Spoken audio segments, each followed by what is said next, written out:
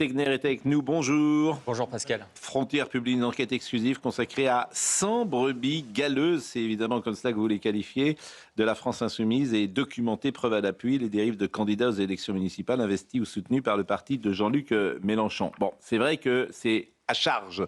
On va le dire comme cela. De quoi parle-t-on depuis de décennies à chaque élection, le constat est le même, les révélations pleuvent d'un côté, écrivez-vous, la gauche radicale et en particulier LFI bénéficie d'une forme d'immunité dans la plupart des rédactions.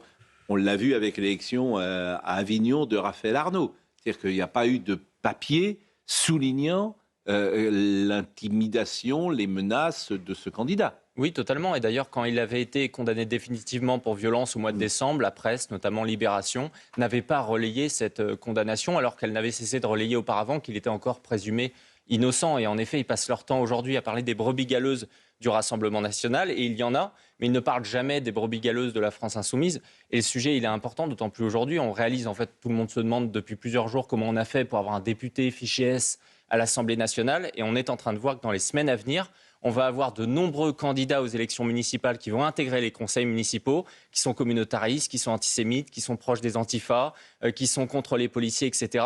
Et ça, évidemment, ça passe sous les radars. Alors, c'est Frontières, mais je précise également que le JD News sort ce matin. Extrême gauche, ils veulent déstabiliser la France municipale. Le Var, laboratoire de l'Union des droites. Le JD News sous l'autorité de Laurence Ferrari, de Geoffroy Lejeune, de Louis de Ragnel et de Paul Torres, qui est même mais Paul Torres a souvent écrit dedans. Il a souvent écrit. C'est un pseudo, c'est-à-dire que pour rentrer dans ce studio, maintenant, il faut un passeport. J'ai demandé à M. Nedjar, parce que je vérifie maintenant. Bon. Non, mais là où vous avez raison, d'abord, il y a une différence entre le RN et le LFI, c'est que le RN chasse ses brebis galeuses, et LFI, manifestement non. Mais l'autre différence, et elle est de taille, c'est que tout l'espace médiatique cherche les brebis galeuses chez le RN, jusqu'à une casquette qui avait été effectivement portait une candidate, et à juste titre d'ailleurs, elle portait une casquette nazie, casquette d'un officier nazi. Alors qu'il y a une indulgence, une tolérance pour les membres de LFI que chacun peut constater. C'est ce que nous disons ici. On n'a pas attendu que Raphaël Arnaud soit mis en cause dans cette affaire pour le dire. Totalement. Il y a un cas très concret d'ailleurs, c'est que récemment, il y a un candidat aux élections municipales à Saint-Malo, RN, qui s'est vu épinglé parce qu'il était plutôt un soutien de Dieudonné. De lui-même, il a démissionné. Dans le même temps, il y a un candidat au municipal à Tourcoing qui est LFI, qui lui est ouvertement pro-Dieudonné, qui reprend énormément de poncifs antisémites. Et lui, Manuel Bompard, a continué à le soutenir et il sera candidat. Bon, mais ça, c'est ce que chacun peut voir. Vous parliez tout à l'heure de Quotidien, mais Assa Traoré, elle a été un jour invitée en majesté dans l'émission d'Yann Barthès. Et je peux vous dire que là, on ne lui posait pas les questions qui fâchent. C'était vraiment l'icône qu'on recevait. Alors, bon, parmi les 100 brebis galeuses, et je le répète, c'est votre terme, j'imagine, il y a Raphaël Arnaud. Raphaël Arnaud n'est pas candidat aux élections municipales, mais en tout cas, il y a beaucoup de ses soutiens. C'est-à-dire que, vous savez, on fait beaucoup aujourd'hui une focus évidemment sur ce qui se passe à Lyon. Et il s'avère qu'à Lyon, par exemple, dans le 9e arrondissement, il y a un candidat LFI qui est ouvertement proche de la jeune garde, qui est proche de Raphaël Arnaud, qui lui, par exemple, pouvait totalement pondérer ces derniers mois les attaques contre le collectif Némésis. Donc il y a une forme d'inquiétude. On retrouve également une députée LFI qui s'appelle Anaïs Chérifi. Elle, après la dissolution de la Jeune Garde, elle s'était affichée à l'Assemblée nationale avec un t-shirt de la Jeune Garde. Donc elle était ouvertement en défense de Raphaël Arnaud. Et elle est candidate à la mairie centrale de Lyon. Alors évidemment, ces derniers jours, de toute façon, elle a fait des communiqués pour se désolidariser, etc. Mais on se retrouve aussi avec un appareil qui dépasse aujourd'hui le cas de la Jeune Garde. Le plus éloquent, c'est celui de Grenoble également. On a Alan Bruno. Alan Bruno à Grenoble, lui, c'est vraiment un antifa qui est candidat pour être tête de liste. Il a le droit d'être antifa et d'être tête de liste. C'est pas interdit d'être antifa et tête de liste. C'est mal vu en ce moment d'être antifa. Non, mais il a le droit. Je veux dire, moi, c'est toujours pareil. Ma ligne et la ligne, c'est la loi. C'est la loi. Si il ne franchit pas la loi, qu'il soit antifa, c'est son droit. Le public doit le savoir, les lecteurs doivent le savoir. Et puis je vous rappelle que Raphaël Arnaud, il a été élu. a été élu. Oui, bien entendu. Alors, le problème, c'est que vous savez, déjà, les antifas, lorsqu'ils sont violents, c'est très dur de les faire condamner. Regardez Raphaël Arnaud, on a passé des années avant qu'il y ait une condamnation définitive. Il est aussi cité dans de nombreuses autres enquêtes. Vu que les antifas, ils sont à chaque fois cagoulés lorsqu'ils attaquent, également qu'ils se défendent entre eux, mais en règle générale, ils s'en sortent bien. Mais c'est le climat derrière. Parce qu'aujourd'hui, on parle beaucoup de la jeune garde, mais on ne voit pas assez tous les autres groupuscules antifas qui existent. Regardez, samedi dernier, vous en aviez parlé, le vidéaste Vincent Lapierre, il s'est rendu sur le lieu de l'attaque du jeune Quentin. Alors que la mort de Quentin avait été annoncée, il s'est fait à nouveau attaquer par des antifas. Ces antifas, ils venaient d'un autre groupuscule qui s'appelle la Gale. Mais est-ce qu'il y a l'équivalent de l'autre côté? Est-ce que, par exemple, si quelqu'un plutôt à gauche fait un travail, plutôt un vidéaste de gauche, par exemple, veut aller travailler dans des associations, dans des groupuscules d'extrême droite, est-ce qu'il va être de la même manière en difficulté? Sans doute. Pas du tout. C'est-à-dire qu'aujourd'hui... On ne va pas l'accueillir à bras ouverts en lui disant « Viens filmer Il y a déjà quand même une première réalité, c'est que si vous êtes journaliste, par exemple, de droite, et que vous voulez aller couvrir un meeting de la France Insoumise, déjà, vous êtes interdit. Alors que si vous êtes un journaliste de gauche et que vous voulez aller dans un meeting du Rassemblement National, tout le monde en parle. Déjà, le scandale, c'est de dire oui, le Rassemblement National refuse des accréditations. Là, on n'est même plus dans ce scandale-là. En règle générale, on se retrouve agressé. Vous avez reçu lundi très sympathiquement Jordan Florentin, qui est reporter chez Frontières. Il y a 15 jours, il était allé couvrir le meeting de Raphaël Arnaud à Avignon. À ce moment-là, il s'était fait prendre à partie, notamment par Jacques-Élie Favreau et son autre collaborateur parlementaire, qui est également arrêté, qui est en ce moment en garde à vue. Ce n'est que d'un côté, c'était ça ma question. Pour vous, ce n'est que d'un côté. Bon. Vous voulez dire un mot, Richard Millet, et après on écoutera Louis Boyard. Non, je réfléchissais au fait que l'affaire meurtre est quelque chose de symbolique dans l'histoire de France. Et le fait qu'il y ait deux députés, des députés, comment dirais-je, fichés S, est aussi quelque chose de nouveau. Député fiché S, vous voulez dire il y en a au moins. Assistant par... Oui. Voilà. Chez S, Oui. Et c'est tout à fait nouveau parce que la France, jusqu'ici, si on accepte les deux meurtres commis par action directe, autrefois, avait échappé au terrorisme aux années de plomb de l'Allemagne et de l'Italie, où les meurtres se comptaient par dizaines. Et là, il me semble que c'est quelque chose de nouveau. Là, l'extrême droite, l'extrême gauche tue. Bon, action directe, de toute façon, quand François Mitterrand était arrivé au pouvoir, il avait négocié, je crois même que c'était M. Frédéric Thirier qui négociait, qui était avec Gaston Defferre à l'époque, qui négociait avec les gens d'Action Directe. Et les gens d'Action Directe, il y avait Rouillant, Ménigon. Et puis il y a eu la amnistie qui les a tous, Cipriani, et ils étaient allés tuer le général Audran, et ils étaient allés tuer Georges Besse, rue Edgar Quinet, un matin. Donc pas un soir, rue Edgar Quinet. Qui avait donné lieu en 85 ou 86. Confrontation les yeux dans les yeux entre Mitterrand et Chirac lors de l'élection présidentielle. Bon, c'est vrai qu'on a échappé à ça les années de plomb. Bon, on écoute monsieur... Était une sorte de gourou pour la France Insoumise. Mais Jean-Marc Rouillant, il est allé à Bordeaux, voilà. Bordeaux-Montaigne. Oui. Donc, il a fait une conférence de presse. Mais c'est le gauchisme culturel en France existe depuis 1945. Il y a des raisons. C'est-à-dire que pourquoi il s'est imposé? Parce que les leaders d'avant-guerre se sont fourvoyés dans la collaboration. C'est-à-dire que les artistes, mais aussi les politiques, les maîtres à penser, les gens, voilà. Donc après, Sartre a remplacé Bergson. Donc tout le monde, et c'est pour ça qu'il y a une domination. Aucun journal n'a reparu en 1945, sauf Le Figaro. De Gaulle a voulu l'épuration journalistique, si j'ose dire. Donc Ouest France, Sud-Ouest en 1944, le Dauphiné libéré qui portait bien son nom, le Parisien libéré, tout ça c'est... Et après il y a une sorte de magistère qui se met en place avec Sartre, avec Louis Althusser, avec Simone de Beauvoir, avec... bien sûr, et qui va durer le gauchisme culturel jusqu'à Jack Lang, celui que Philippe Muret appelait Jackie Lang, le ministre des farces et attrapes, disait également Philippe Muret. Bon, mais c'était Philippe Muret. Bon, voilà, c'est de gauchisme culturel. Et là, par exemple, aucun artiste n'a dit un mot pour Quentin. Aucun. Ils ont fait une tribune contre Charles Aloncle il y a 8 jours. Vous n'avez pas un comédien, un artiste, un peintre qui prend la parole sur l'extrême gauche. C'est sidérant, ce pays. Ça s'appelle le gauchisme culturel. Et ils seront peut-être au César pour défendre ou prendre la parole, mais tout sauf sur Quentin. Qu'est-ce que vous voulez que je dise? C'est comme ça. Nous, on est là pour constater cette réalité. Alors, écoutez M. Boyard. M. Boyard qui était avec M. Fauvel hier. Sportif non plus, d'ailleurs.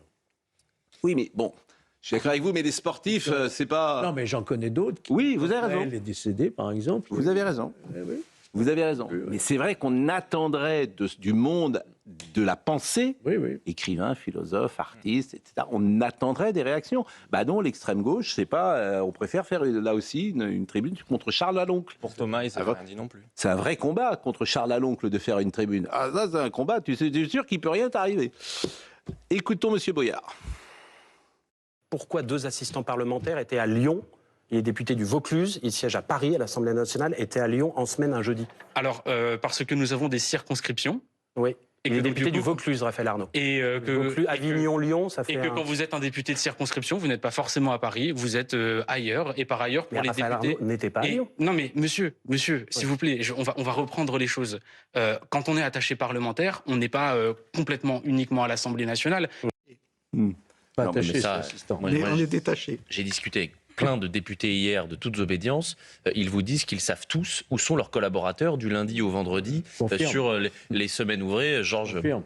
qui a été député, confirme. C'est-à-dire qu'il ne pointe pas, vous êtes là à 8h30, je veux savoir où vous êtes. Il n'y a pas une géolocalisation en temps réel, mais ils savent s'ils sont à Paris, s'ils sont en circonscription. Alors là, est-ce que l'association de malfaiteurs, elle est là précisément? C'est ça le Parce problème. que Je pense que si effectivement Georges Fenech. on établit, et ça ne va pas être trop compliqué à le faire, que Raphaël Arnaud était parfaitement au courant, voire même aurait demandé à ses assistants d'aller prêter main forte à Rima Hassan pour sa protection avec les dérapages qu'on connaît, c'est là qu'on pourrait éventuellement, enfin je ne veux pas trop m'avancer, mais il peut y avoir une forme de complicité, attention, hein, qui pourrait être extrêmement grave. Ce qui est intéressant, parce que là, on est Pascal Pierre Garbarini. Il y a des gardes à vue qui sont en cours. D'accord? Et il y a d'autres gardes à vue qui sont terminés. Donc certains, pour les gardes à vue qui sont terminés, ils vont être... Je ne crois pas qu'il y en a qui sont terminés d'ailleurs. Il y en a déjà ça va qui pas sont tarder. terminés. Ça va pas tarder. Ça va pas tarder. Et qui vont être présentés. C'est intéressant de savoir ce qui a été dit durant la garde à vue. Mais paraît-il qu'ils disent tout. Ben alors, vous êtes habitué à ça. Paraît-il que les gens, ils se déballonnent. Moi, je suis plutôt habitué à des gens qui disent rien. Ah oui, mais alors bon. Ah bon. Tu le dis. Parce que, alors, paraît-il, Gilbert Collard m'a dit, alors les antifas, mais il dit, il balance tout de suite. Très bien, comme ça, s'il balance tout, on va avoir des éléments. Ensuite, il va y avoir toutes les investigations qui vont être faites à partir des portables. Téléphonique. Avec la géolocalisation des fadettes, et puis surtout, qui appelait qui avant. Les portables, c'est une grenade découpillée que vous avez dans la poche. Il faut le savoir. Hein. Donc là, les investigations ne font que commencer. Donc s'il y a des personnes, notamment à l'Assemblée nationale, qui se sont permis de passer des petits coups de téléphone et d'envoyer des SMS, les portables vont être décryptés. Et tous les éléments vont être donnés. Mais après la mort de Quentin, si certains députés ont été mis au courant que Quentin était mort ou en tout cas avait été agressé et n'ont rien dit, ils peuvent être poursuivis? Alors, l'association de malfaiteurs, c'est pour les actes antérieurs. Hein. C'est une entente établie antérieure. Les faits postérieurs, justement, ça on le plaide tout le temps, ça ne rentre pas dans l'association de malfaiteurs. Mais en revanche, comme le dit très justement Georges, ça peut être aussi considéré comme un acte matériel qui est lié à une complicité. Eh oui. Bon, Raphaël Arnaud, voyons le sujet. Est-ce qu'il doit démissionner? Il y a beaucoup de voix qui, aujourd'hui, et notamment Bruno Retailleau, qui était tout à l'heure avec Laurence Ferrari, qui demande évidemment ce qui est la moindre des choses, me semble-t-il, puisqu'il est impliqué, qu'il puisse se retirer. Mais la question, c'est quand? Non, mais voilà, Yalène, on est d'accord. Pour l'instant, en fait, c'est un parti. Donc, oui, mais écoutez, il y a quand même les électeurs, par exemple, de la France Insoumise. Est-ce qu'on sait aujourd'hui, alors la frange dure, j'imagine, la frange dure qui est dans les universités, les jeunes intellectuels engagés, je pense que ça ne changera rien pour eux, mais il y a quand même pas mal de gens qui ont voté France Insoumise en 2017 ou en 2022 et qui était une gauche qui n'était pas aussi radicale, mais qui rejoignait... Ça ne revendique pas de la gauche de Raphaël Arnaud. En revanche, le fait est qu'il a été élu et que si lui n'est pas mis en cause pour l'instant, il n'aura pas d'obligation de démission, mais surtout, il aura, contrairement à Adrien Quatennens, ce que disait très justement Jules, il aura le soutien de son parti. En tout cas, c'est ce qu'affiche Manuel Bompard ce matin. Donc, ils n'ont pas l'intention de le laisser tomber. Adrien Quatennens, c'était vraiment une division au sein même de LFI. Mais là, ça va être pareil. Les gens vont voir qu'ils sont en difficulté. Vous savez, dans ces cas-là, quand je dis les gens balancent tout, hein, c'est pareil. Hein. C'est-à-dire que quand tu commences quand tu imagines que est en danger, même dans une élection municipale, etc., les gens vont peut-être dire faites attention, les Mais attendez, amis. Hein. vous savez que vous avez expliqué que beaucoup d'électeurs de LFI n'étaient pas spécialement pour la jeune garde et pour le gauchisme dont se revendique Raphaël Arnaud, certes. N'empêche que la semaine dernière, la France Insoumise publiait un communiqué dont on avait parlé d'ailleurs ici, où il expliquait que la jeune garde n'aurait pas dû être dissoute, qui soutenait une forme de reconstitution ou d'un nouveau parti, en expliquant qu'il se positionnait contre la dissolution de la jeune garde qui avait été décidée par Bruno Retailleau. Donc quand on vote pour un parti, on suit aussi ce que soutient ce parti. Et Bruno Retailleau a dit ce matin, donc Raphaël Arnaud doit démissionner de l'Assemblée nationale. C'est une honte que M. Arnaud siège encore à l'Assemblée nationale. Je vous propose d'écouter ce que disait Manuel Bompard ce matin, et puis après on verra ce qui s'est passé en 2024. Et là, ça intéresse aussi Éric Tegner, parce que c'est le sens de son enquête, ce qui s'est passé à Avignon, où cette candidate du RN, personne ne lui a donné au fond la parole, et maintenant on va l'écouter de la même manière que le Parisien a fait un bon papier d'ailleurs sur la jeune garde avec un repenti, mais on aurait aimé que ça vienne avant. Voyons Monsieur Bompard, écoutons. On est normalement dans un état de droit. Il y a un article qui est l'article 121-1 du Code pénal que le Conseil constitutionnel a érigé d'ailleurs comme principe constitutionnel, qui dit que nul ne peut être responsable d'autre chose que de son propre fait. Donc la manière avec laquelle on essaye de rendre responsable Raphaël Arnaud, qui n'est aucunement concerné par l'enquête. Ça veut dire qu'il ne va pas être exclu de la France Insoumise? Certainement pas, madame. Certainement pas. Pas même suspendu, Manuel Bompard? Madame, pardon. Vous avez des responsabilités, vous êtes des médias, d'accord? Il y a des principes. Bien sûr, mais vous nous répondez ce que vous voulez. Madame, il y a des principes dans un état de droit. Ces principes dans un état de droit, c'est le fait que nul ne peut être responsable d'autre chose que des actes qu'il a commis lui-même. Pas de suspension, pas d'exclusion. Mais je vous ai répondu, madame. En vertu de quelles règles que vous avez inventées désormais, une personne, un employeur, devrait être responsable des actes commis par ses salariés? Il l'est, bon, par la loi. Il l'est. Effectivement. Alors, voyez le sujet de Julia Ferrante qui concerne effectivement l'élection de 2024, ce qui s'est passé avec M. Raphaël Arnaud. Un climat de tension et de violence qui a poussé cette ancienne candidate RN à déménager pour sa sécurité. En juillet 2024, au second tour des législatives d'Avignon, Catherine Jaouan a subi la pression de la jeune garde et de Raphaël Arnaud, candidat face à elle. Des intimidations en pleine campagne électorale ou encore des menaces de mort taguées sur la façade de son immeuble. On a vécu l'impensable, des hordes de jeunes, donc la jeune garde. Ils ont envahi la ville et ça a été d'une violence psychique et ressentie inouïe. Le dernier jour de la campagne, j'étais avec des agents de sécurité qui m'escortaient parce que justement j'avais retrouvé des jeunes comme ça sur mon palier alors que mon immeuble était hyper sécurisé. C'est dans ce climat que Raphaël Arnaud a remporté les élections législatives. Plus d'1 an et demi après, nos journalistes ont demandé aux Avignonnais s'ils connaissaient leur député. Pas du tout, monsieur. Honnêtement, je ne connais pas. Pas du tout. Et vous? De nom, de visuel et surtout par les réseaux. Au vu des événements, de ce qui s'est passé, je pense qu'il serait mieux qu'il démissionne. Un député décrit comme peu présent aux pratiques déloyales qui intimident les opposants politiques, comme Catherine Jaouan, désormais contrainte de tenir son adresse secrète. Éric Tegner, on voit bien ces intimidations, elles ont, une conséquence. C'est-à-dire que quand tu es en fac, tu ne dis pas forcément ton appartenance politique si tu n'es pas de gauche. De la même manière, tu ne vas pas forcément à des meetings, tu t'auto-censures parce que tu es dissuadé d'un engagement. Et parfois, même journalistiquement, il y a des gens qui n'ont pas envie de se mettre...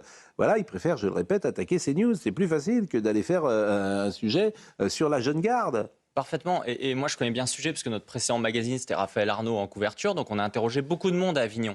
Et il s'avère que c'est ce qu'il faut comprendre dans le cadre de cette enquête, c'est que la Jeune Garde, c'est une organisation militaire. C'est-à-dire que même au sein des groupes Antifa, la Jeune Garde était très critiquée parce qu'ils pouvaient être violents. Il y avait même parfois des batailles entre différents groupuscules. Et sur Avignon, au mois de décembre, lorsqu'on avait révélé la condamnation définitive de Raphaël Arnaud, il avait pris tous ses militants et il avait fouillé les téléphones pour essayer de savoir qui parlait aux différents journalistes. Donc, il est extrêmement proactif. Lorsqu'il a fait sa campagne en 2024, il a fait venir tous ses amis de Lyon, ce qui fait que depuis vendredi, depuis le vendredi, sur la liste de la France Insoumise à Avignon, ils demandent tous des comptes à Raphaël Arnaud. Donc en interne, il y a une vraie problématique. Et surtout, Raphaël Arnaud a menti. Il a parlé de Jacques-Élie Favreau, mais il a caché le fait qu'il y avait un deuxième collaborateur. Donc la question, c'est de se demander qu'est-ce qu'il y a encore derrière qui peut nous cacher.